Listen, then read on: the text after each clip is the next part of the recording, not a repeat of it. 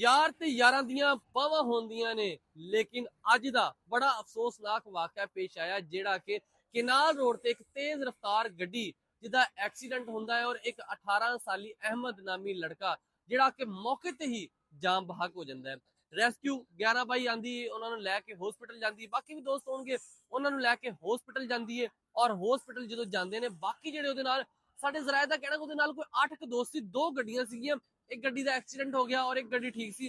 वो जेडे दोस्त सारे हॉस्पिटल जाते हैं और हॉस्पिटल दे विच अहमद नामी लड़का जेड़ा कि वफात पा जाता है ओनू उत्थे छड्ड के बाकी सारे दोस्त उत्थों नस जाते हैं। कार उन्होंने कॉल जाती है कि तुहाडा इस तरह लड़का जेड़ा कि एक्सीडेंट होया है अलाइड हॉस्पिटल दे विच ते अलाइड हॉस्पिटल आ जाओ। जो कार वाले उत्थे पहुंचते हैं अलाइड हॉस्पिटल ते पता चलता है कि अहमद दी ते डेथ हो गई है।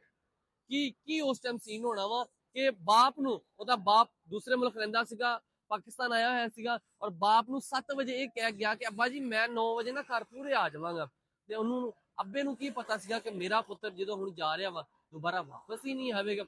इत्थे अफसोसनाक गल ये वा कि जेडे 8 दोस्त बाकी दोस्त सीगे ਉਹ ਕਿਉਂ ਛੱਡ ਕੇ ਉੱਥੋਂ ਨਸ ਗਏ, ਉਹਨਾਂ ਨੇ ਆਪਣਾ ਨੰਬਰ ਕਿਉਂ ਬੰਦ ਕੀਤਾ? ਇਹਦੇ ਵਿੱਚ ਕੋਈ ਗੜਬੜ ਲੱਗਦੀ ਹੈ। ਗੱਡੀ ਤੇ ਦੇਖਿਓ ਬਿਲਕੁਲ ਤਬਾਹ ਹੋ ਗਈ, ਗੱਡੀ ਦਾ ਜਦੋਂ ਐਕਸੀਡੈਂਟ ਹੋਇਆ ਸਾਰੀ ਦੀ ਸਾਰੀ ਤਬਾਹ ਹੋ ਗਈ।